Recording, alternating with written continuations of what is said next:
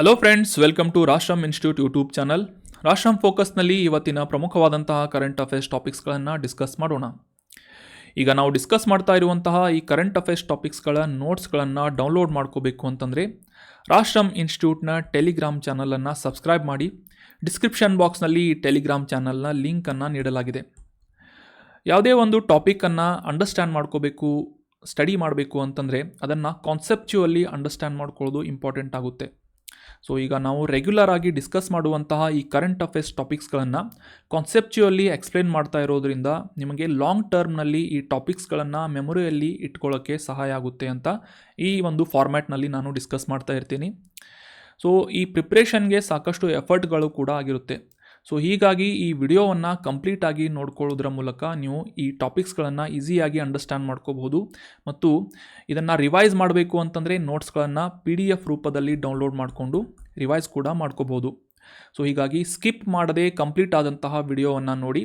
ನಿಮಗೆ video slow ಅನಿಸಿದರೆ 1.25 ಅಥವಾ 1.5x playback ಸ್ಪೀಡ್ಗೆ switch ಮಾಡುವುದರ ಮೂಲಕ ವಿಡಿಯೋವನ್ನು ಫಾಸ್ಟಾಗಿ ನೋಡಿಕೊಂಡು ಈ ಟಾಪಿಕ್ಸ್ಗಳನ್ನು ಈಸಿಯಾಗಿ ನೀವು ರಿವೈಸ್ ಮಾಡ್ಕೋಬಹುದು. ಲಾಸ್ಟ್ ಸೆಷನ್ನಲ್ಲಿ ಕೇಳಲಾದಂತಹ ಪ್ರಶ್ನೆಯ ಸರಿಯಾದ ಉತ್ತರ ಏನು ಅಂತ ತಿಳಿದುಕೊಳ್ಳುವುದರೊಂದಿಗೆ ಇವತ್ತಿನ ಡಿಸ್ಕಷನನ್ನು ಪ್ರಾರಂಭ ಮಾಡೋಣ. ಎಂಪ್ಲಾಯೀಸ್ ಪ್ರಾವಿಡೆಂಟ್ ಫಂಡ್ ಆರ್ಗನೈಸೇಷನ್ ಅನ್ನುವ ಸಂಸ್ಥೆ ಈ ಕೆಳಗಿನ ಯಾವ ಸಚಿವಾಲಯದ ಆಡಳಿತಾತ್ಮಕ ನಿಯಂತ್ರಣದಲ್ಲಿ ಕಾರ್ಯನಿರ್ವಹಿಸುತ್ತದೆ ಅಂತ ಪ್ರಶ್ನೆಯನ್ನು ಕೇಳಲಾಗಿತ್ತು.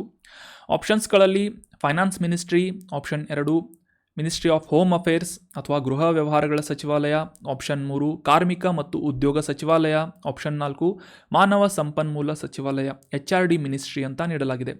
ಸೊ ಸರಿಯಾದ ಉತ್ತರ ಏನು ಅಂತಂದರೆ ಆಪ್ಷನ್ 3 ಕಾರ್ಮಿಕ ಮತ್ತು ಉದ್ಯೋಗ ಸಚಿವಾಲಯದ ನಿಯಂತ್ರಣದಲ್ಲಿ ಎಂಪ್ಲಾಯೀಸ್ ಪ್ರಾವಿಡೆಂಟ್ ಫಂಡ್ ಆರ್ಗನೈಸೇಷನ್ ಅನ್ನುವ ಸಂಸ್ಥೆ ಏನಿದೆ ಕಾರ್ಯವನ್ನು ನಿರ್ವಹಿಸುತ್ತದೆ ಅಂತ ಅನ್ನೋದು ಸರಿಯಾದಂಥ ಆನ್ಸರ್ ಆಗುತ್ತೆ. Option 3 is right answer. ಈ ಎಂಪ್ಲಾಯೀಸ್ ಪ್ರಾವಿಡೆಂಟ್ ಫಂಡ್ ಆರ್ಗನೈಸೇಷನ್ ಸಾಕಷ್ಟು ಬಾರಿ ನ್ಯೂಸ್ನಲ್ಲಿರುವುದರಿಂದ ಇದಕ್ಕೆ ಸಂಬಂಧಪಟ್ಟಂತಹ ಕೆಲವೊಂದಿಷ್ಟು ಬೇಸಿಕ್ ಇನ್ಫಾರ್ಮೇಷನ್ಸ್ಗಳು ನಮಗೆ examination point of view important ಆಗುತ್ತೆ. ಸೊ ಹೀಗಾಗಿ ಅವುಗಳ ಬಗ್ಗೆ ಈಗ ನಾವು ಸ್ವಲ್ಪ ಮಾಹಿತಿಯನ್ನು ಅಂಡರ್ಸ್ಟ್ಯಾಂಡ್ ಮಾಡ್ಕೊಳ್ಳೋದಕ್ಕೆ ಟ್ರೈ ಮಾಡೋಣ. 1952ನೇ ಇಸವಿಯಲ್ಲಿ ಉದ್ಯೋಗಿಗಳ ಭವಿಷ್ಯ ನಿಧಿ ಮತ್ತು ವಿವಿಧ ನಿಬಂಧನೆಗಳ ಕಾಯ್ದೆ ಅನ್ನುವ ಆ್ಯಕ್ಟನ್ನು ಜಾರಿಗೊಳಿಸುವುದರ ಮೂಲಕ ಶಾಸನಬದ್ಧವಾದಂತಹ ಸಂಸ್ಥೆಯಾದಂತಹ EPFO ಸಂಸ್ಥೆಯನ್ನು ಸ್ಥಾಪನೆ ಮಾಡಲಾಗುತ್ತದೆ.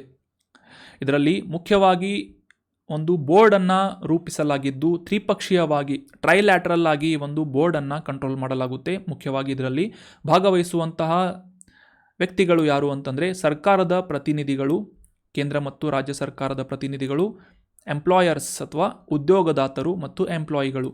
ಸೊ ಈ ರೀತಿಯಾಗಿ 3 ಮುಖ್ಯವಾದಂತಹ ತ್ರಿಪಕ್ಷೀಯವಾದಂತಹ ಒಂದು ಆರ್ಗನೈಸೇಷನ್ ಆಗಿ ಬೋರ್ಡ್ ಆಗಿ ಈ ಎಂಪ್ಲಾಯೀಸ್ ಪ್ರಾವಿಡೆಂಟ್ ಫಂಡ್ ಆರ್ಗನೈಸೇಷನನ್ನು ಆಪ್ರೇಟ್ ಮಾಡಲಾಗುತ್ತೆ ಅನ್ನೋದು ಇಂಪಾರ್ಟೆಂಟ್ ಆದಂಥ ಮಾಹಿತಿ ಆಗುತ್ತೆ. ಇನ್ನು ಈ ಸಂಸ್ಥೆಯನ್ನು ಸ್ಥಾಪನೆ ಮಾಡುವುದಕ್ಕೆ ಮುಖ್ಯ ಉದ್ದೇಶ ಏನು, ಅದರ ಒಂದು ಪರ್ಪಸ್ ಏನು ಅಂತ ಅಂಡರ್ಸ್ಟ್ಯಾಂಡ್ ಮಾಡ್ಕೊಳ್ಳೋದಾದರೆ ಈ ಸಂಘಟಿತ ವಲಯದಲ್ಲಿ ಅಥವಾ ಫಾರ್ಮಲ್ ಸೆಕ್ಟರ್ ಅಂತ ಏನು ಕರಿತೇವೆ, ಸೊ ಈ ಸಂಘಟಿತ ವಲಯದಲ್ಲಿ ನಿವೃತ್ತವಾದಂತಹ ಉದ್ಯೋಗಿಗಳನ್ನು ತಾವು ಉದ್ಯೋಗ ನಡೆಸುವಂತಹ ಸಂದರ್ಭದಲ್ಲಿ ಅಥವಾ ವರ್ಷಗಳಲ್ಲಿ ತಾವು ಕೂಡಿಸಿಟ್ಟಂತಹ ಹಣವನ್ನು ಈ ಎಂಪ್ಲಾಯೀಸ್ ಪ್ರಾವಿಡೆಂಟ್ ಫಂಡ್ ಆರ್ಗನೈಸೇಷನ್ನಿಂದ ಮೇಂಟೈನ್ ಮಾಡಲಾಗುತ್ತೆ. ಸೊ ಇದರಲ್ಲಿ ಮುಖ್ಯವಾಗಿ ಉದ್ಯೋಗದಾತರು ಅಥವಾ ಈ ಎಂಪ್ಲಾಯರ್ಸ್ಗಳಿಂದ ಕೂಡ ಈಕ್ವಿವೆಲೆಂಟ್ ಆದಂತಹ ಕಾಂಟ್ರಿಬ್ಯೂಷನನ್ನು ನೀಡಲಾಗುತ್ತೆ ಮತ್ತು ಅದರ ಮೇಲೆ ಸರ್ಕಾರದಿಂದ ಅಥವಾ ಈ EPFO ಅನ್ನುವ ಸಂಸ್ಥೆಯ ಮೂಲಕ ಬಡ್ಡಿ ದರವನ್ನು ಕೂಡ ಇನ್ಕ್ಲೂಡ್ ಮಾಡಿಕೊಂಡು ಉದ್ಯೋಗಿಗಳು ನಿವೃತ್ತರಾದಂತಹ ಸಂದರ್ಭದಲ್ಲಿ ಅಥವಾ ಎಮರ್ಜೆನ್ಸಿಯಲ್ಲಿ ಘಟನೆಗಳಲ್ಲಿ ಮರಣ ಹೊಂದಿದಂತಹ ಸಂದರ್ಭದಲ್ಲಿ ಆ ಶೇಖರಣೆ ಮಾಡಿದಂತಹ ಹಣಕ್ಕೆ ಬಡ್ಡಿ ದರವನ್ನು ಸೇರಿಸಿಕೊಂಡು ಈ ಒಂದು ಫಂಡಿಂಗ್ಸನ್ನು ನೀಡಲಾಗುತ್ತೆ. ಮುಖ್ಯವಾಗಿ ಇದನ್ನು ಭವಿಷ್ಯ ನಿಧಿ ಅಂತ ಇದೇ ಒಂದು ಕಾರಣಕ್ಕಾಗಿ ಗುರುತಿಸಲಾಗುತ್ತೆ. ಈ ಪಿಂಚಣಿ ಯೋಜನೆಯಲ್ಲೂ ಕೂಡ ಇದನ್ನು ಇನ್ಕ್ಲೂಡ್ ಮಾಡಲಾಗುತ್ತೆ ಅನ್ನೋದು ಇಂಪಾರ್ಟೆಂಟ್ ಆದಂಥ ಒಂದು ಐಡಿಯಾ ಆಗಿದೆ. ಈ ಸಂಘಟಿತ ವಲಯದಲ್ಲಿ ಉದ್ಯೋಗದಲ್ಲಿ ನಿರತರಾದಂತಹ ಈ ಕಾರ್ಮಿಕರಿಗೆ ವಿಮಾ ಯೋಜನೆಯಾಗಿ ಕೂಡ ಈ ಎಂಪ್ಲಾಯೀಸ್ ಪ್ರಾವಿಡೆಂಟ್ ಫಂಡ್ ಆರ್ಗನೈಸೇಷನನ್ನು ನಾವು ಗುರುತಿಸಬಹುದು. ಇದು ಕೇಂದ್ರದ ಕಾರ್ಮಿಕ ಮತ್ತು ಉದ್ಯೋಗ ಸಚಿವಾಲಯದ ಆಡಳಿತಾತ್ಮಕ ನಿಯಂತ್ರಣದಲ್ಲಿ ಇದೆ ಅನ್ನೋದು examination point of view important ಆಗುತ್ತೆ. 1952ನೇ ಇಸವಿಯಲ್ಲಿ ಎಂಪ್ಲಾಯೀಸ್ ಪ್ರಾವಿಡೆಂಟ್ ಫಂಡ್ ಆರ್ಗನೈಸೇಷನನ್ನು ಸ್ಥಾಪನೆ ಮಾಡಲಾಗಿತ್ತು. ಸೊ ಕ್ಲಿಯರ್ ಆಯಿತು ಅಂತ ಅನ್ಕೋತೀನಿ. ಅದೇ ರೀತಿಯಾಗಿ ಈ ಎಮರ್ಜೆನ್ಸಿ ತುರ್ತು ಪರಿಸ್ಥಿತಿಗಳಾದಂತಹ ಶಿಕ್ಷಣ ಆಗಿರ್ಬೋದು, ಅವರ ಮಕ್ಕಳ ಮದುವೆ ಅಥವಾ ಅವರ ಅನಾರೋಗ್ಯ, ಮನೆ ಕಟ್ಟುವಂತಹ ಸಂದರ್ಭಗಳಲ್ಲಿ ಈ ಎಂಪ್ಲಾಯೀಸ್ ಪ್ರಾವಿಡೆಂಟ್ ಫಂಡ್ ಏನು ಕಲೆಕ್ಟ್ ಆಗಿರುತ್ತೆ ಅದರಲ್ಲಿ ಪಾರ್ಷಿಯಲ್ ಆದಂತಹ ಅಮೌಂಟನ್ನು ವಿಡ್ರಾ ಮಾಡಿಕೊಳ್ಳುವಂಥ ಅನುಕೂಲವನ್ನು ಕೂಡ ಈ EPFO ಆರ್ಗನೈಸೇಷನಿಂದ ನೀಡಲಾಗುತ್ತೆ ಅಂತ ನಾವು ಅಂಡರ್ಸ್ಟ್ಯಾಂಡ್ ಮಾಡ್ಕೋಬೋದು. ಸೊ ಆಪ್ಷನ್ 3 ಕಾರ್ಮಿಕ ಮತ್ತು ಉದ್ಯೋಗ ಸಚಿವಾಲಯದ ಅಡಿಯಲ್ಲಿ ಕಾರ್ಯನಿರ್ವಹಿಸುವಂತಹ ಸಂಸ್ಥೆ EPFO ಅಂತ ನಾವು ಅಂಡರ್ಸ್ಟ್ಯಾಂಡ್ ಮಾಡ್ಕೋಬೋದು. ಆನ್ಸರ್ ಮಾಡಿ ಕಮೆಂಟ್ ಮಾಡಿದಂತಹ ಎಲ್ಲ ಸ್ಟೂಡೆಂಟ್ಸ್ಗಳಿಗೂ ಕೂಡ congratulations and very well done. ಇದೇ ರೀತಿಯಾಗಿ ಡಿಸ್ಕಷನ್ನಲ್ಲಿ ಭಾಗವಹಿಸ್ತಾರಿ. ನಿಮ್ಮ ಆನ್ಸರ್ಗಳು ಗೊತ್ತಿಲ್ಲ ಅಂದರೆ ಅಟ್ಲೀಸ್ಟ್ ಗೆಸ್ ಮಾಡಿ ಕಮೆಂಟ್ ಮಾಡೋಕ್ಕೆ ಟ್ರೈ ಮಾಡಿ, ಮತ್ತು ನಿಮ್ಮ ಯಾವುದೇ ಸಜೆಷನ್ಸ್ಗಳಿದ್ದರೆ ಕಮೆಂಟ್ ಬಾಕ್ಸ್ನಲ್ಲಿ ಕಮೆಂಟ್ ಮಾಡಿ ಅಂತ ಹೇಳ್ತಾ ಇವತ್ತಿನ ಪ್ರಶ್ನೆ ಏನು ಅಂತ ನೋಡೋಣ. ಇತ್ತೀಚೆಗೆ ನಾವು ಈ ಗ್ರೀನ್ ಹೈಡ್ರೋಜನ್ ಕುರಿತಾದಂತಹ ಸಾಕಷ್ಟು ಡೀಟೇಲ್ ಆದಂತಹ ಮಾಹಿತಿಯನ್ನು ಅಂಡರ್ಸ್ಟ್ಯಾಂಡ್ ಮಾಡ್ಕೊಂಡಿದ್ವಿ. ಎಲೆಕ್ಟ್ರೋಲೈಸಿಸ್ ಅನ್ನುವ ಈ ಒಂದು ಪ್ರಕ್ರಿಯೆಯ ಮೂಲಕ ಗ್ರೀನ್ ಹೈಡ್ರೋಜನ್ನನ್ನು ಉತ್ಪಾದನೆ ಮಾಡಲಾಗುತ್ತೆ ಅಂತ, ಮತ್ತು ಇದರ ಉತ್ಪಾದನೆಗೆ ಭಾರತ ಸರ್ಕಾರದಿಂದ ಸಾಕಷ್ಟು ಇನ್ವೆಸ್ಟ್ಮೆಂಟ್ಸ್ಗಳನ್ನು ಕೂಡ ಮಾಡಲಾಗ್ತಾ ಇದೆ ಅಂತ ನಾವು ಅಂಡರ್ಸ್ಟ್ಯಾಂಡ್ ಮಾಡ್ಕೊಂಡಿದ್ವಿ ಕಳೆದ ಸೆಷನ್ಗಳಲ್ಲಿ. ಸೊ ಹೀಗಾಗಿ ರೆಗ್ಯುಲರ್ ಆಗಿ ವಿಡಿಯೋಸ್ಗಳನ್ನು ನೋಡ್ತಾ ಇರಿ, ಫಾಲೋ ಮಾಡ್ತಾ ಇರಿ ಅಂತ ಹೇಳ್ತಾ ಪ್ರಶ್ನೆ ಏನು ಅಂತ ನೋಡೋಣ. ಭಾರತದ ಮೊದಲ ಹೈಡ್ರೋಜನ್ ಇಂಧನ ಚಾಲಿತವಾದಂತಹ ರೈಲನ್ನು ಯಾವ ಸ್ಥಳದಿಂದ ಯಾವ ಸ್ಥಳದವರೆಗೆ ಪ್ರಾರಂಭಿಸಲಾಗಿದೆ ಅಂತ ಪ್ರಶ್ನೆ ಇದೆ. ಹೈಡ್ರೋಜನ್ ಇಂಧನ ಚಾಲಿತವಾದಂತಹ ರೈಲು option 1 Jind to Sonipat, option 2 ದೆಹಲಿಯಿಂದ ರೋಹ್ತಕ್ವರೆಗೆ, ಆಪ್ಷನ್ 3 ಗುವಾಹತಿಯಿಂದ ಕೋಲ್ಕತ್ತಾವರೆಗೆ, ಅಥವಾ ಆಪ್ಷನ್ 4 ಕಾನ್ಪುರದಿಂದ ರಾಯ್ಬರೇಲಿವರೆಗೆ ಅಂತ ನೀಡಲಾಗಿದೆ. ಸೊ ಸರಿಯಾದ ಉತ್ತರ ಏನು ಅಂತ ಕಮೆಂಟ್ ಬಾಕ್ಸ್ನಲ್ಲಿ ಕಮೆಂಟ್ ಮಾಡಬೇಕು. ನೆಕ್ಸ್ಟ್ ಸೆಷನ್ನಲ್ಲಿ ಇದರ ಬಗ್ಗೆ ಡೀಟೇಲ್ ಆದಂತಹ ಮಾಹಿತಿಯನ್ನು ಅಂಡರ್ಸ್ಟ್ಯಾಂಡ್ ಮಾಡ್ಕೊಳ್ಳೋಣ. ಸೊ 4 ಆಪ್ಷನ್ಸ್ಗಳನ್ನು ನೀಡಲಾಗಿದೆ, ಯಾವುದು ಅಂತ ಅಟ್ಲೀಸ್ಟ್ ಗೆಸ್ ಮಾಡಿ ಕಮೆಂಟ್ ಮಾಡೋಕ್ಕೆ ಟ್ರೈ ಮಾಡಿ. ಇನ್ನು ಇವತ್ತಿನ ಮೊದಲನೇ ಆರ್ಟಿಕಲ್ ಮತ್ಸ್ಯ 6000 ಅನ್ನುವ ಈ ಒಂದು ಸಬ್ಮರ್ಸಿಬಲ್ ವಾಹನದ ಕುರಿತಾದಂತಹ ಮಾಹಿತಿಯಾಗಿದೆ. ಕಾಂಟೆಕ್ಸ್ಟನ್ನು ಮೊದಲಿಗೆ ಅರ್ಥ ಮಾಡ್ಕೊಳ್ಳೋದಾದರೆ, ಭಾರತ ಸುಮಾರು 2/3 ಭಾರತವನ್ನು ಪರ್ಯಾಯ ದ್ವೀಪ ಅಂತ ಕರೀತಾರೆ. 2/3 ಭಾಗವನ್ನು ಸಮುದ್ರದಿಂದ ಆವರಿಸಿಕೊಂಡಂತಹ ಭೂಭಾಗವನ್ನು ಹೊಂದಿರುವುದರಿಂದ ಇದು ಈ ಸುಮಾರು 7,000ಕ್ಕೂ ಹೆಚ್ಚು ಕಿಲೋಮೀಟರ್ಗಳಷ್ಟು ಕರಾವಳಿ ಪ್ರದೇಶವನ್ನು ಹೊಂದಿದೆ. ಅದೇ ರೀತಿಯಾಗಿ ಈ ಕರಾವಳಿ ಪ್ರದೇಶದಿಂದ 200 ನಾಟಿಕಲ್ ಮೈಲನ್ನು ಎಕ್ಸ್ಕ್ಲೂಸಿವ್ ಎಕನಾಮಿಕ್ ಝೋನ್ ಅಂತ ಕರೀತಾರೆ, EEZ ಅಂತ, ವಿಶೇಷ ಆರ್ಥಿಕ ವಲಯ ಅಂತ ಕರೀತಾರೆ. ಸೊ ಈ ಎಕ್ಸ್ಕ್ಲೂಸಿವ್ ಎಕನಾಮಿಕ್ ಝೋನ್ನಲ್ಲಿ ಭಾರತದ ಆಳವಾದಂತಹ ಸಮುದ್ರದಲ್ಲಿ ಮುಖ್ಯವಾಗಿ ಈ ಸಂಪನ್ಮೂಲಗಳನ್ನು ಅನ್ವೇಷಣೆ ಮಾಡುವಂತಹ ನಿಟ್ಟಿನಲ್ಲಿ ಮತ್ತು ಅವುಗಳ ಸದ್ಬಳಕೆಯನ್ನು ಮಾಡುವಂತಹ ಒಂದು ಉದ್ದೇಶದಿಂದ, ಭಾರತದ ಆರ್ಥಿಕತೆಯನ್ನು ಉತ್ತೇಜಿಸುವಂತಹ ಉದ್ದೇಶದಿಂದ ಭಾರತ ಸರ್ಕಾರದಿಂದ ಡೀಪ್ ಸಿ ಮಿಷನ್ನನ್ನು ಲಾಂಚ್ ಮಾಡಲಾಗಿದೆ. ಸೊ ಇದೇ ಒಂದು ಮಿಷನ್ನ ಭಾಗವಾಗಿ ಸೆಪ್ಟೆಂಬರ್ ತಿಂಗಳಲ್ಲಿ ಸುಮಾರು 40ರಿಂದ 50 ಮೀಟರ್ ಆಳದವರೆಗೆ ಈ ಒಂದು ಮತ್ಸ್ಯ 6000 ಅನ್ನುವ ಸಬ್ಮರ್ಸಿಬಲ್ ವಾಹನವನ್ನು ತೆಗೆದುಕೊಂಡು ಹೋಗಿ ಅಲ್ಲಿನ ಸಂಪನ್ಮೂಲಗಳನ್ನು ಅನ್ವೇಷಣೆ ಮಾಡಲಿದ್ದಾರೆ ಅಂತ ನ್ಯೂಸ್ನಲ್ಲಿ ಪಬ್ಲಿಷ್ ಆಗಿತ್ತು. ಸೊ ಈ ಡೀಪ್ ಸಿ ಮಿಷನ್ನ ಮೊದಲನೇ ಹಂತದ ಭಾಗವಾಗಿ ಈ ಒಂದು ಕಾರ್ಯಾಚರಣೆಯನ್ನು ಕೈಗೊಳ್ಳಲಾಗ್ತಾ ಇದೆ ಸೆಪ್ಟೆಂಬರ್ನಲ್ಲಿ ಅಂತ ನ್ಯೂಸ್ನಲ್ಲಿ ಪಬ್ಲಿಷ್ ಆಗಿತ್ತು. ಸೊ ಹೀಗಾಗಿ ಈ ಮತ್ಸ್ಯ 6000 ಅನ್ನುವ ಈ ಒಂದು ಸಬ್ಮರ್ಸಿಬಲ್ ವಾಹನದ ಕುರಿತಾದಂತಹ ಕೆಲವೊಂದಿಷ್ಟು ಇಂಪಾರ್ಟೆಂಟ್ ಮಾಹಿತಿಗಳು ನಮಗೆ examination point of view important ಆಗುತ್ತೆ. ಅವುಗಳನ್ನು ಈಗ ಡೀಟೇಲ್ ಆಗಿ ಅಂಡರ್ಸ್ಟ್ಯಾಂಡ್ ಮಾಡ್ಕೋಣ. ಮತ್ಸ್ಯ 6000 ಅಂತಂದರೆ ಈ ಸಮುದ್ರದ 6,000 ಮೀಟರ್ಗಳಷ್ಟು ಆಳದವರೆಗೆ ಕಾರ್ಯನಿರ್ವಹಿಸಬಲ್ಲಂತಹ ಸಾಮರ್ಥ್ಯವನ್ನು ಹೊಂದಿದಂತಹ ಒಂದು ಸಬ್ಮರ್ಸಿಬಲ್ ವೆಹಿಕಲ್ ಆಗಿ ಈ ಮತ್ಸ್ಯ 6000 ನಾವು ಗುರುತಿಸ್ಬೋದು. ಸಮುದ್ರಯಾನ್ ಅನ್ನುವ ಮಿಷನ್ನ ಭಾಗವಾಗಿ ಅಥವಾ ಡೀಪ್ ಓಷಿನ್ ಮಿಷನ್ನ ಭಾಗವಾಗಿ national institute of ocean technology ಅನ್ನುವ ಸಂಸ್ಥೆಯ ಮೂಲಕ ಈ ಮತ್ಸ್ಯ 6000 ಅನ್ನುವ ಸಬ್ಮರ್ಸಿಬಲ್ ವಾಹನವನ್ನು ಡೆವಲಪ್ ಮಾಡಲಾಗಿದೆ. ಇದರಲ್ಲಿ ಮುಖ್ಯವಾಗಿ 3 ಡೈವರ್ಸ್ಗಳನ್ನು ಅಥವಾ 3 ವ್ಯಕ್ತಿಗಳನ್ನು ತೆಗೆದುಕೊಂಡು ಸುಮಾರು 6,000 ಮೀಟರ್ ಆಳದವರೆಗೆ, ಸಮುದ್ರದ ಆಳದವರೆಗೆ ಕಾರ್ಯನಿರ್ವಹಿಸಬಲ್ಲಂತಹ ಒಂದು ಸಾಮರ್ಥ್ಯವನ್ನು ಮತ್ಸ್ಯ 6000 ಅನ್ನುವ ಈ ಒಂದು ಸಬ್ಮರ್ಸಿಬಲ್ ವಾಹನ ಹೊಂದಿದೆ ಅಂತ ನಾವು ಅಂಡರ್ಸ್ಟ್ಯಾಂಡ್ ಮಾಡ್ಕೋಬೇಕು. ಸೊ ಚೆನ್ನೈನಲ್ಲಿರುವಂತಹ national institute of ocean technology NIOT ಅನ್ನುವ ಸಂಸ್ಥೆಯಿಂದ ಈ ಮತ್ಸ್ಯ 6000 ಅನ್ನುವ ಸಬ್ಮರ್ಸಿಬಲ್ ವಾಹನವನ್ನು ಅಭಿವೃದ್ಧಿಪಡಿಸಲಾಗಿದೆ ಅಂತ ನಾವು ಅಂಡರ್ಸ್ಟ್ಯಾಂಡ್ ಮಾಡ್ಕೋಬೇಕು.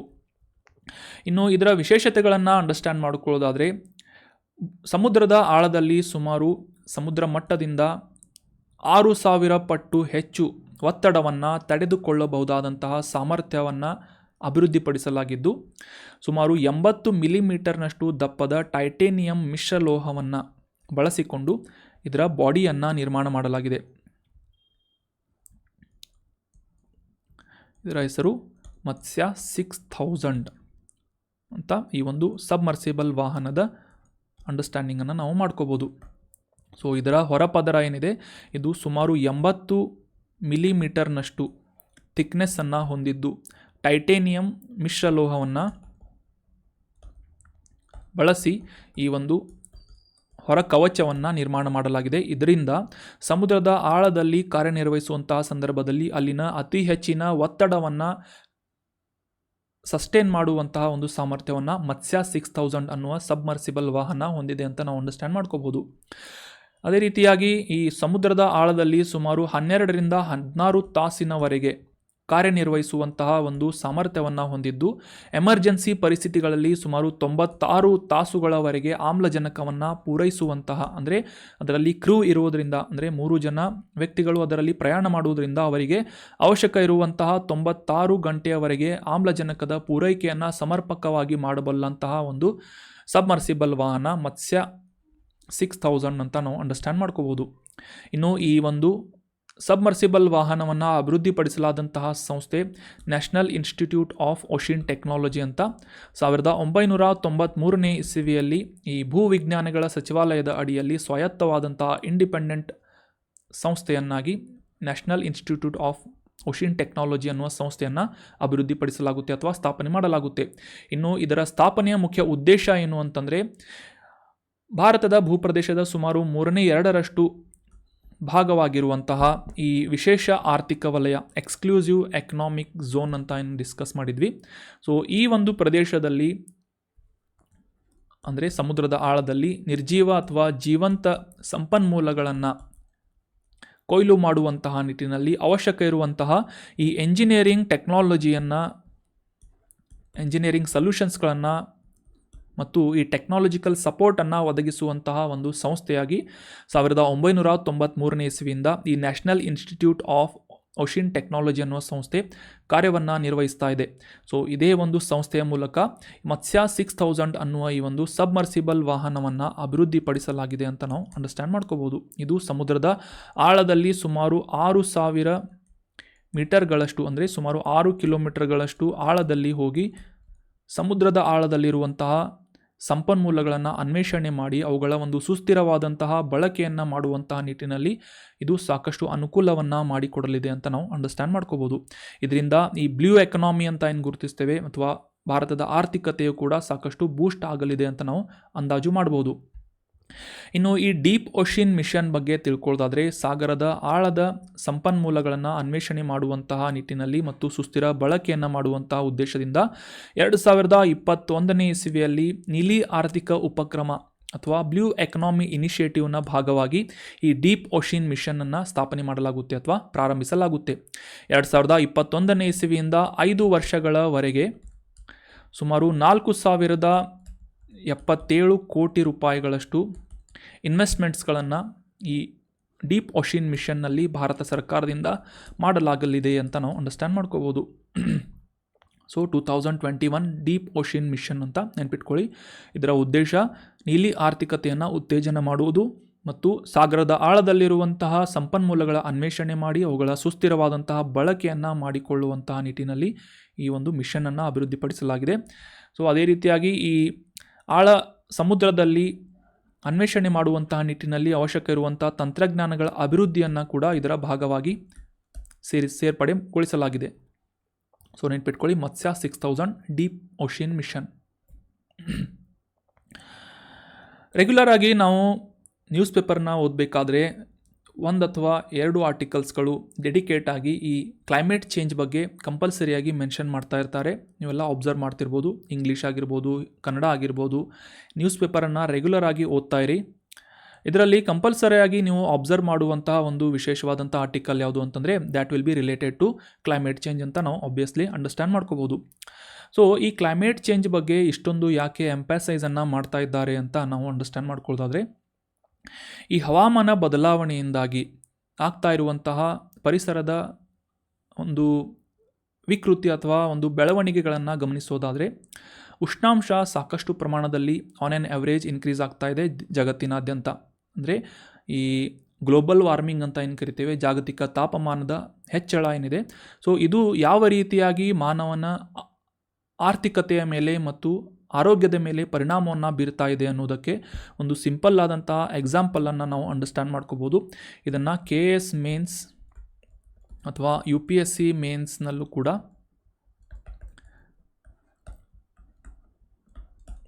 ಈ ಒಂದು ಟಾಪಿಕ್ ಅಥವಾ ಈ ಒಂದು ಪಾಯಿಂಟನ್ನು ನೀವು ಮೆನ್ಷನ್ ಮಾಡ್ಬೋದು. ಸೊ ಕಾಂಟೆಕ್ಸ್ಟನ್ನು ಮೊದಲಿಗೆ ಅರ್ಥ ಮಾಡ್ಕೊಳ್ಳೋದಾದರೆ, ಯುರೋಪಿಯನ್ ಯೂನಿಯನ್ನಿಂದ ಒಂದು ಆರೋಗ್ಯ ಸಂಸ್ಥೆಯ ಮೂಲಕ ಇತ್ತೀಚೆಗೆ ಒಂದು ಅಧ್ಯಯನವನ್ನು ಮಾಡಲಾಗಿದ್ದು, ಯುರೋಪಿನಲ್ಲಿ ದಿನೇ ದಿನೇ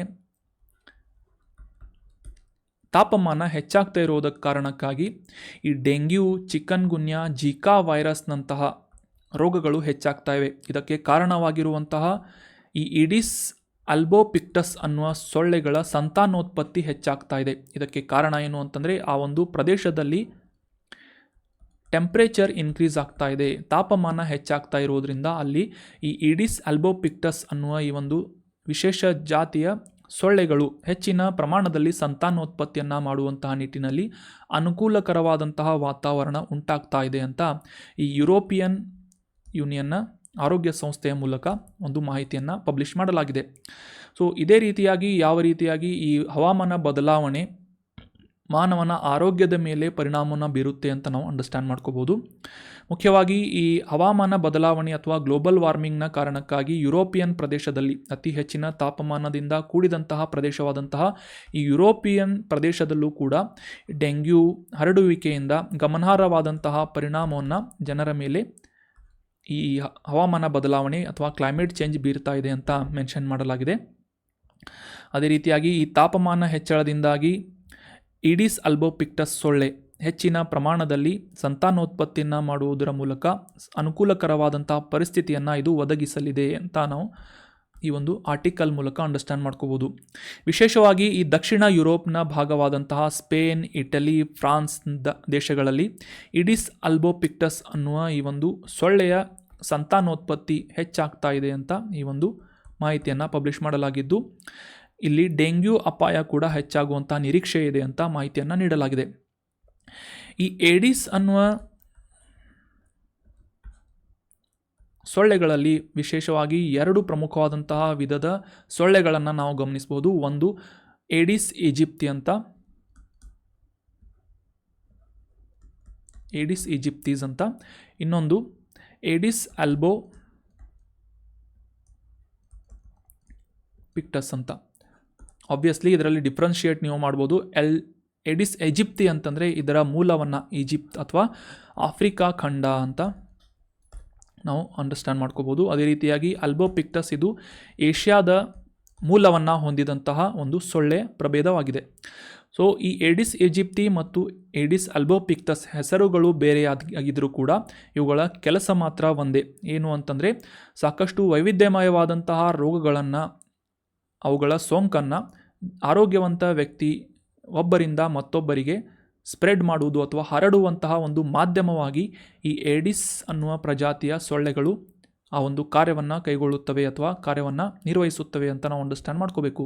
ಸೊ ಹೀಗಾಗಿ ಏಡಿಸ್ ಅನ್ನುವ ಈ ಒಂದು ಪ್ರಜಾತಿಯ ಸೊಳ್ಳೆಗಳ ನಿಯಂತ್ರಣ ಸಾಕಷ್ಟು ಪ್ರಮುಖವಾದಂತಹ ಪಾತ್ರವಾಗುತ್ತೆ ಅಥವಾ ಪ್ರಮುಖವಾದಂತಹ ಒಂದು ಮಹತ್ವವನ್ನು ವಹಿಸಿದೆ in order to ensure the public health and security ಅಂತ ನಾವು ಅಂಡರ್ಸ್ಟ್ಯಾಂಡ್ ಮಾಡ್ಕೋಬೋದು. ಏಡಿಸ್ ಸೊಳ್ಳೆಗಳಿಂದ ಮುಖ್ಯವಾಗಿ ಈಜಿಪ್ತಿ ಆಗಿರ್ಬೋದು, ಅಲ್ಬೋಪಿಕ್ಟಸ್ನಿಂದ ಹರಡುವಂತಹ ಪ್ರಮುಖ ರೋಗಗಳು ಯಾವುವು ಅಂತಂದರೆ ಡೆಂಗ್ಯೂ ಜ್ವರ ಆಗಿರ್ಬೋದು, ಜಿಕಾ ಆಗಿರ್ಬೋದು, ವೆಸ್ಟ್ ನೈಲ್ ಫೀವರ್ ಆಗಿರ್ಬೋದು, ಚಿಕನ್ ಗುನ್ಯಾ, ಮಲೇರಿಯಾ, ಯೆಲ್ಲೋ ಫೀವರ್, ಈ ರೀತಿಯಾದಂತಹ ಸಾಕಷ್ಟು ವೈವಿಧ್ಯಮಯವಾದಂತಹ ಸಾಕಷ್ಟು ಭೀಕರವಾದಂತಹ ಆರೋಗ್ಯದ ಮೇಲೆ ಪರಿಣಾಮವನ್ನು ಬೀರಬಲ್ಲಂತಹ ರೋಗಗಳನ್ನು ಈ ಏಡಿಸ್ ಪ್ರಜಾತಿಯ ಸೊಳ್ಳೆಗಳಿಂದ ಹರಡಲಾಗುತ್ತೆ. ಈ ಇಮೇಜ್ನಲ್ಲಿ ಕಾಣ್ತಾ ಇರುವಂತಹ ಈ ಸೊಳ್ಳೆಯನ್ನು ಏಡಿಸ್ ಅಲ್ಬೋ ಪಿಕ್ಟಸ್ ಅಂತ ಕರೀತಾರೆ. ಇದರ ಮೂಲವನ್ನು ಏಷ್ಯಾದಿಂದ ನಾವು ಅಬ್ಸರ್ವ್ ಮಾಡ್ಬೋದು. ಇದನ್ನು ಏಷ್ಯನ್ ಟೈಗರ್ ಮಸ್ಕಿಟೋ ಅಂತ ಕೂಡ ಕರೀತಾರೆ. ಇಲ್ಲಿ ಕಂಡುಬರುವಂತಹ ಕಪ್ಪು ಮತ್ತು ಬಿಳಿ ಪಟ್ಟಿಗಳನ್ನು ನಾವು ಅಬ್ಸರ್ವ್ ಮಾಡುವುದು. ಸೊ ಇದೇ ಕಾರಣಕ್ಕಾಗಿ ಇದನ್ನು ಏಷ್ಯನ್ ಟೈಗರ್ ಅಂತ ಕೂಡ ಅಬ್ಸರ್ವ್ ಮಾಡಲಾಗುತ್ತೆ. ಸೊ ಇದರಿಂದ ಸಾಕಷ್ಟು ರೋಗಗಳ ಸೋಂಕುಗಳನ್ನು ಆರೋಗ್ಯವಂತ ವ್ಯಕ್ತಿಗೆ ಹರಡಲಾಗುತ್ತೆ, ಅಥವಾ it acts like a mediator in order to spread the disease ಅಂತ ನಾವು ಅಂಡರ್ಸ್ಟ್ಯಾಂಡ್ ಮಾಡ್ಕೋಬೋದು. Zika, dengue, chikungunya, West Nile fever, yellow fever ಅಥವಾ ಹಳದಿ ಜ್ವರ ಅಂತ ಕರಿತೇವೆ, ಮಲೇರಿಯಾ, ಈ ರೀತಿಯಾದಂಥ ರೋಗಗಳನ್ನು ಏಡಿಸ್ ಪ್ರಜಾತಿಯ ಸೊಳ್ಳೆಗಳಿಂದ ಹರಡಲಾಗುತ್ತದೆ. ನಿನ್ನೆ ನಾವು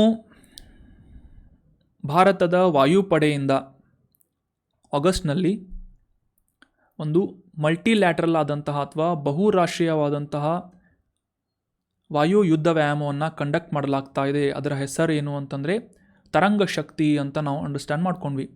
ಸೊ ಅದೇ ಒಂದು ಬ್ಯಾಕ್ಡ್ರಾಪ್ನಲ್ಲಿ ಅದಕ್ಕಿಂತ ಮುಂಚೆ ಇತ್ತೀಚೆಗೆ ಕಂಪ್ಲೀಟ್ ಆದಂತಹ ಒಂದು ರೆಡ್ ಫ್ಲ್ಯಾಗ್ ಅನ್ನುವ ಈ ಒಂದು ಯುದ್ಧ ವ್ಯಾಯಾಮದ ಬಗ್ಗೆ ಈಗ ಆರ್ಟಿಕಲ್ನಲ್ಲಿ ಅಂಡರ್ಸ್ಟ್ಯಾಂಡ್ ಮಾಡ್ಕೋಣ. ಎಕ್ಸಸೈಸ್ ರೆಡ್ ಫ್ಲ್ಯಾಗ್ 2024 ಇದೇ ಜೂನ್ 4ನೇ ತಾರೀಕಿನಿಂದ 14ನೇ ತಾರೀಕಿನವರೆಗೆ ಭಾರತದ ವಾಯುಪಡೆಯನ್ನು ಒಳಗೊಂಡಂತೆ ಯುನೈಟೆಡ್ ಸ್ಟೇಟ್ಸ್ ಆಫ್ ಅಮೇರಿಕಾದ ಅಲಾಸ್ಕಾ ಅನ್ನುವ ರಾಜ್ಯದಲ್ಲಿ ಐಲ್ಸನ್ ಏರ್ ಫೋರ್ಸಸ್ ಬೇಸ್ನಲ್ಲಿ ಈ ಒಂದು 2024 ರೆಡ್ ಫ್ಲ್ಯಾಗ್ ಅನ್ನುವ ಎಕ್ಸಸೈಸನ್ನು ಕಂಡಕ್ಟ್ ಮಾಡಲಾಗಿದೆ ಅಂತ ನ್ಯೂಸ್ನಲ್ಲಿ ಪಬ್ಲಿಷ್ ಆಗಿತ್ತು. ಸೊ ಹೀಗಾಗಿ ಈ ಎಕ್ಸಸೈಸ್ ರೆಡ್ ಫ್ಲ್ಯಾಗ್ ಕುರಿತಾದಂತಹ ಕೆಲವೊಂದಿಷ್ಟು ಇಂಪಾರ್ಟೆಂಟ್ ಆದಂತಹ ಆರ್ಟಿಕಲ್ಸ್ ಅಥವಾ ಮಾಹಿತಿಯನ್ನು ಈಗ ಅಂಡರ್ಸ್ಟ್ಯಾಂಡ್ ಮಾಡ್ಕೋಣ. ಇದು ಆರ್ಟಿಕಲ್ನಲ್ಲಿ ಎಕ್ಸಸೈಸ್ ರೆಡ್ ಫ್ಲ್ಯಾಗ್ 2024 ಇದು 2ನೇ ಆವೃತ್ತಿಯ ಯುದ್ಧ ವ್ಯಾಯಾಮವಾಗಿದ್ದು ಯುನೈಟೆಡ್ ಸ್ಟೇಟ್ಸ್ ಆಫ್ ಅಮೇರಿಕಾದ ಈ ವಾಯುಪಡೆಗಳಿಂದ ವರ್ಷದಲ್ಲಿ 4 ಬಾರಿ ಈ ರೆಡ್ ಫ್ಲ್ಯಾಗ್ ಅನ್ನುವ ಎಕ್ಸಸೈಸನ್ನು ಕಂಡಕ್ಟ್ ಮಾಡಲಾಗ್ತಾ ಇದೆ. ಸೊ ಜೂನ್ 4ರಿಂದ 14ರವರೆಗೆ 10 ದಿನಗಳ ಕಾಲ ನಡೆದಂತಹ ಈ ಒಂದು ಎಕ್ಸಸೈಸ್ನಲ್ಲಿ ನಮ್ಮ ಭಾರತದ ವಾಯುಪಡೆ ಅಥವಾ ಇಂಡಿಯನ್ ಏರ್ಫೋರ್ಸ್ ಕೂಡ ಭಾಗವಹಿಸಿತ್ತು. ಭಾರತದ ವಾಯುಪಡೆ ಅಷ್ಟೇ ಅಲ್ಲದೆ ಯುನೈಟೆಡ್ ಕಿಂಗ್ಡಮ್ನ ರಾಯಲ್ ಏರ್ಫೋರ್ಸ್ ಆಗಿರ್ಬೋದು, ರಾಯಲ್ ನೆದರ್ಲ್ಯಾಂಡ್ ಏರ್ಫೋರ್ಸ್ ಆಗಿರ್ಬೋದು, ಜರ್ಮನಿಯ ಲುಫ್ಟ್ವಾಫೆ ಆಗಿರ್ಬೋದು, ಯುನೈಟೆಡ್ ಸ್ಟೇಟ್ಸ್ ಏರ್ಫೋರ್ಸ್ ಆಗಿರ್ಬೋದು, ಈ ರೀತಿಯಾಗಿ ಸಾಕಷ್ಟು ದೇಶಗಳ ವಾಯುಪಡೆಗಳನ್ನು ಒಳಗೊಂಡಂತೆ ಈ ವೈಮಾನಿಕ ಯುದ್ಧ ತರಬೇತಿಯನ್ನು ಕಂಡಕ್ಟ್ ಮಾಡಲಾಗುತ್ತೆ under the title of exercise red flag ಅಂತ ನಾವು ಅಂಡರ್ಸ್ಟ್ಯಾಂಡ್ ಮಾಡ್ಕೋಬೇಕು. ಸೊ 2024 ಈ ರೆಡ್ ಫ್ಲ್ಯಾಗ್ ವ್ಯಾಯಾಮವನ್ನು ಅಲಾಸ್ಕಾದಲ್ಲಿ ಕಂಡಕ್ಟ್ ಮಾಡಲಾಯಿತು ಅಂತ ನಾವು ಅಂಡರ್ಸ್ಟ್ಯಾಂಡ್ ಮಾಡ್ಕೊಂಡ್ವಿ. ಮುಖ್ಯವಾಗಿ ನಮ್ಮ ಭಾರತದ ಇತ್ತೀಚೆಗೆ ನಮ್ಮ ರಕ್ಷಣಾ ಪಡೆಗಳಲ್ಲಿ ಡೆಪ್ಲಾಯ್ ಮಾಡಿಕೊಳ್ಳಲಾದಂತಹ ರಫೇಲ್ ವಿಮಾನ ಮೊದಲ ಬಾರಿಗೆ ಈ ಆಪರೇಷನ್ ಅಥವಾ ಈ ರೆಡ್ ಫ್ಲ್ಯಾಗ್ ಎಕ್ಸಸೈಸ್ನಲ್ಲಿ ಭಾಗವಹಿಸ್ತಾ ಇದೆ. ಅಷ್ಟೇ ಅಲ್ಲದೆ ಅಮೆರಿಕದ F-16 ಆಗಿರ್ಬೋದು, F-15, A-10 ಅನ್ನುವ ಯುದ್ಧ ವಿಮಾನಗಳು ಕೂಡ ಈ ಒಂದು ರೆಡ್ ಫ್ಲ್ಯಾಗ್ ವ್ಯಾಯಾಮದಲ್ಲಿ ಎಕ್ಸಸೈಸ್ನಲ್ಲಿ ಭಾಗವಹಿಸ್ತಾ ಇವೆ. ಮುಖ್ಯವಾಗಿ ಇದು ಒಂದು ವೈಮಾನಿಕವಾದಂತಹ ಯುದ್ಧ ವ್ಯಾಯಾಮವಾಗಿರುವುದರಿಂದ ವಾಸ್ತವಿಕವಾಗಿ ಈ ಯುದ್ಧ ಸನ್ನಿವೇಶನ್ಸ್ಗಳು ಅಥವಾ ಈ ವಾರ್ ಸಿಚುವೇಶನ್ಸ್ಗಳು ಯಾವ ರೀತಿಯಾಗಿರುತ್ತೆ ಅನ್ನುವ ಒಂದು ಎನ್ವೈರ್ಮೆಂಟನ್ನು ಅಟ್ಮಾಸ್ಫಿಯರನ್ನು ಕ್ರಿಯೇಟ್ ಮಾಡುವುದರ ಮೂಲಕ ಆ ಒಂದು ಸಂದರ್ಭದಲ್ಲಿ ಅಥವಾ ಒಂದು ಸನ್ನಿವೇಶದಲ್ಲಿ ಈ ಯುದ್ಧ ವ್ಯಾಯಾಮವನ್ನು ಕಂಡಕ್ಟ್ ಮಾಡಲಾಗುತ್ತೆ ಅನ್ನೋದು ಇಂಪಾರ್ಟೆಂಟ್ ಆದಂಥ ಮಾಹಿತಿ ಆಗುತ್ತೆ. ನಿನ್ನೆ ತಾನೇ ನಾವು ಡಿಸ್ಕಸ್ ಮಾಡಿದ್ವಿ ಯಾವ ರೀತಿಯಾಗಿ ಈ 2ನೇ ವಿಶ್ವ ಯುದ್ಧದಲ್ಲಿ ಪರಸ್ಪರ ಒಂದು ಇತರ ದೇಶಗಳೊಂದಿಗೆ ಅಥವಾ ಸ್ನೇಹಪರ ದೇಶಗಳೊಂದಿಗೆ ಪರಸ್ಪರ ಸಂವಹನವನ್ನು ಎಫಿಷಿಯೆಂಟ್ ಆದಂತಹ ಕಮ್ಯುನಿಕೇಷನನ್ನು ಕಂಡಕ್ಟ್ ಮಾಡುವುದು ಯಾವ ರೀತಿಯಾಗಿ ಯುದ್ಧಗಳನ್ನು ಗೆಲ್ಲುವುದಕ್ಕೆ ಪ್ರಮುಖ ಪಾತ್ರವನ್ನು ವಹಿಸುತ್ತದೆ ಅಂತ. ಸೊ ಅದೇ ಒಂದು ಕಮ್ಯುನಿಕೇಷನನ್ನು ಎಸ್ಟಾಬ್ಲಿಷ್ ಮಾಡುವುದು ಮತ್ತು ಈ ಇತರ ರಾಷ್ಟ್ರಗಳು ತಾವು ಹೊಂದಿರುವಂತಹ ಈ ಬಲವನ್ನು ಅಥವಾ ಸೆಕ್ಯುರಿಟಿ ಪವರನ್ನು ಡಿಸ್ಪ್ಲೇ ಮಾಡುವಂತಹ ನಿಟ್ಟಿನಲ್ಲೂ ಕೂಡ ಮತ್ತು ನಾಲೆಜ್ ಟ್ರಾನ್ಸ್ಫರನ್ನು ಮಾಡುವುದರಲ್ಲಿ ಕೂಡ ಈ ಯುದ್ಧ ವ್ಯಾಯಾಮಗಳು ಸಾಕಷ್ಟು ಮಹತ್ವದ ಪಾತ್ರವನ್ನು ವಹಿಸುತ್ತವೆ ಅಂತ ನಾವು ಅಂಡರ್ಸ್ಟ್ಯಾಂಡ್ ಮಾಡ್ಕೋಬೋದು. ಇನ್ನು ಮುಂದಿನ ಆರ್ಟಿಕಲ್, ಪ್ರತಿ ವರ್ಷ ಜೂನ್ 20ನೇ ತಾರೀಕನ್ನು ವಿಶ್ವ ನಿರಾಶ್ರಿತರ ದಿನಾಚರಣೆ ಅಂತ ಆಚರಿಸಲಾಗುತ್ತೆ. ವರ್ಲ್ಡ್ ರೆಫ್ಯೂಜಿ ಡೇ ಅಂತ ಆಚರಿಸಲಾಗುತ್ತೆ. ಜಾಗತಿಕವಾಗಿ ಆ ಒಂದು ನಿರ್ದಿಷ್ಟವಾದಂತಹ ಪ್ರದೇಶದಲ್ಲಿ ಅಲ್ಲಿ ವಾಸಿಸ್ತಾ ಇರುವಂತಹ ನಾಗರಿಕರು ಎದುರಿಸ್ತಾ ಇರುವಂತಹ ಶೋಷಣೆ ಆಗಿರ್ಬೋದು ಅಥವಾ ಯುದ್ಧ ಸನ್ನಿವೇಶಗಳಾಗಿರ್ಬೋದು ಮತ್ತು ಪ್ರಕ್ಷುಬ್ಧವಾದಂತಹ ಹಿಂಸಾಚಾರದಿಂದ ತಮ್ಮ ತಾಯ್ನಾಡನ್ನು ಬಿಟ್ಟು ಮತ್ತೊಂದು ದೇಶ ಅಥವಾ ಮತ್ತೊಂದು ಪ್ರದೇಶಕ್ಕೆ ವಲಸೆ ಹೋಗುವಂತಹ ಜನರನ್ನು, ಆ ಒಂದು ನಿರಾಶ್ರಿತರನ್ನು ಸಂರಕ್ಷಣೆ ಮಾಡುವುದು ಮತ್ತು ಅವರಿಗೆ ಪುನರ್ವಸತಿ ಕಲ್ಪಿಸಿಕೊಡುವುದು ಮತ್ತು ಸಮಾಜದಲ್ಲಿ ಇತರರಂತೆ ಆ ಜನರನ್ನು, ನಿರಾಶ್ರಿತ ಜನರನ್ನು, ರೆಫ್ಯೂಜೀಸ್ಗಳನ್ನು ಬದುಕುವಂತೆ ಪ್ರೇರೇಪಿಸುವಂತಹ ಒಂದು ಉದ್ದೇಶದಿಂದ ಮತ್ತು ಜಾಗತಿಕವಾಗಿ ಈ ನಿಟ್ಟಿನಲ್ಲಿ ಅರಿವನ್ನು ಮೂಡಿಸುವಂತಹ ಉದ್ದೇಶದಿಂದ ವರ್ಲ್ಡ್ ರೆಫ್ಯೂಜಿ ಡೇ ಅನ್ನಾಗಿ ಪ್ರತಿ ವರ್ಷ ಜೂನ್ 20ನೇ ತಾರೀಕಿನಂದು ಆಚರಿಸಲಾಗುತ್ತದೆ. 2023ರ ವಿಶ್ವಸಂಸ್ಥೆಯ ಈ ನಿರಾಶ್ರಿತ ಏಜೆನ್ಸಿ ಅಥವಾ UNHRC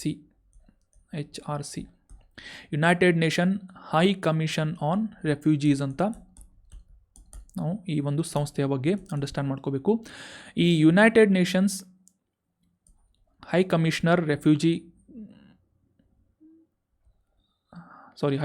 ಫಾರ್ ರೆಫ್ಯೂಜಿ ಅನ್ನುವ ಈ ಸಂಸ್ಥೆ ಮೂಲಕ 2023ರ ವರದಿಯ ಪ್ರಕಾರ ಜಾಗತಿಕವಾಗಿ ಸುಮಾರು 36 ಮಿಲಿಯನ್ನಷ್ಟು ನಿರಾಶ್ರಿತರನ್ನು ರೆಕಾರ್ಡ್ ಮಾಡಲಾಗಿದೆ.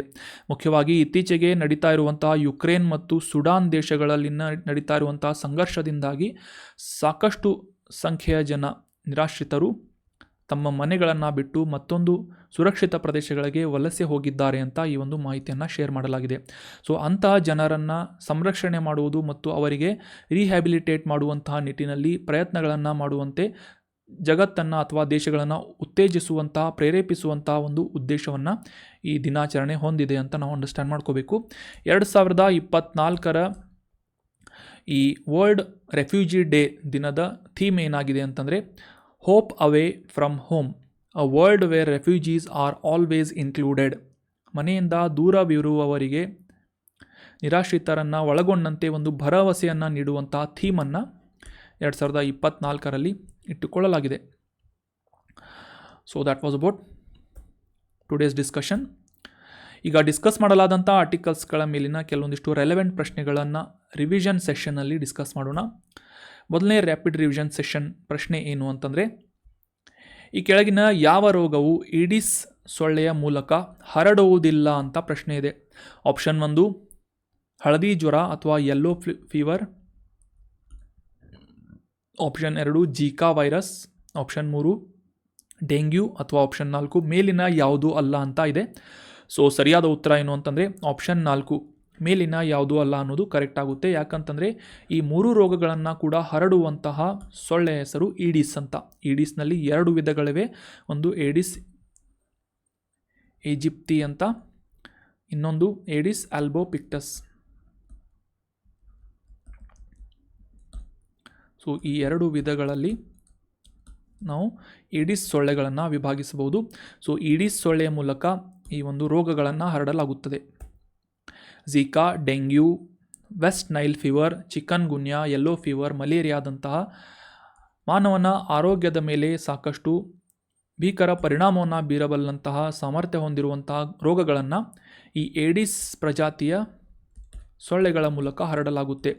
ಇತ್ತೀಚೆಗೆ ಯುರೋಪ್ನಲ್ಲಿ ಹವಾಮಾನ ಬದಲಾವಣೆಯ ಕಾರಣಕ್ಕಾಗಿ ತಾಪಮಾನ ಹೆಚ್ಚಾಗ್ತಾ ಇರುವುದರಿಂದ ಈ ಏಡಿಸ್ ಪ್ರಜಾತಿಗಳು ಅಥವಾ ಸೊಳ್ಳೆಗಳು ಹೆಚ್ಚಿನ ಪ್ರಮಾಣದಲ್ಲಿ ಸಂತಾನೋತ್ಪತ್ತಿಯನ್ನು ಮಾಡ್ತಾ ಇವೆ. ಇದರಿಂದ ಈ ರೋಗಗಳು ಹರಡುವಂತಹ ಸಾಧ್ಯತೆ ಹೆಚ್ಚಾಗಿದೆ ಅಂತ ಯುರೋಪಿಯನ್ ಯೂನಿಯನ್ನಿಂದ ಪಬ್ಲಿಷ್ ಮಾಡಲಾದಂತಹ ಒಂದು ಮಾಹಿತಿಯನ್ನು ನಾವು ಡೀಟೇಲ್ ಆಗಿ ಅಂಡರ್ಸ್ಟ್ಯಾಂಡ್ ಮಾಡ್ಕೊಂಡ್ವಿ.